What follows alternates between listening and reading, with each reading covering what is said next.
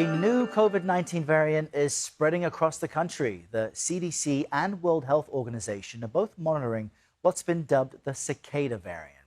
The most recent data we have from the CDC is from February, and it shows the strain has been detected across at least 25 states. Look closely at this map. Yours might be one of them. Cicada was first identified back in 2024, and since then it's also been detected in at least 23 countries. Dr. Amish Adalja is an infectious disease doctor and a senior scholar at Johns Hopkins Center for Health Security. You may remember him from the pandemic, where he was helping to bring clarity on what was happening around us. He joins us now to see what is important on this topic, joining us from Pittsburgh. Doctor, good morning. What do we need to know about this variant? We need to know that this variant is kind of part of the march of variants that we're always going to see. COVID-19 isn't going to disappear. It's an endemic respiratory virus. It's going to be with us year in and year out, basically forever. And the virus is going to continue to evolve to get around some of the immunity that's in the population from vaccines and prior infections. And it's important to track these because we might need to update the vaccine, but it's not a reason for panic. It's a reason to watch this variant to see what it does, but it's not likely to cause anything remotely like what we had seen in earlier eras of the pandemic because we have so many tools and so much immunity in the population. Which is a relief to hear. I understand this variant is an offshoot of Omicron. What should people know about the symptoms, and are children any more at risk?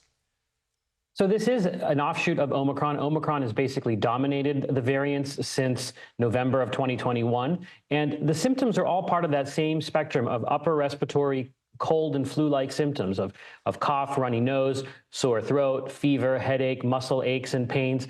And anybody can really get this infection. It's not that more people are susceptible. Everybody is susceptible to COVID-19, even with the vaccine, because the vaccine doesn't necessarily always protect against infection. The key thing with COVID to remember are there are groups that are at high risk for severe disease, for hospitalization. And those are the individuals who want to be careful when COVID is increasing in their community. Those are the individuals who should be getting the updated vaccines. Those are the individuals who should be asking for an antiviral if they get sick. So it's really about making sure that we're managing that risk and preventing hospitalizations, preventing deaths with COVID. And we've gotten better at doing it, but there are still deaths that are occurring from COVID that shouldn't really be occurring if people were using all the tools that science and medicine have given us.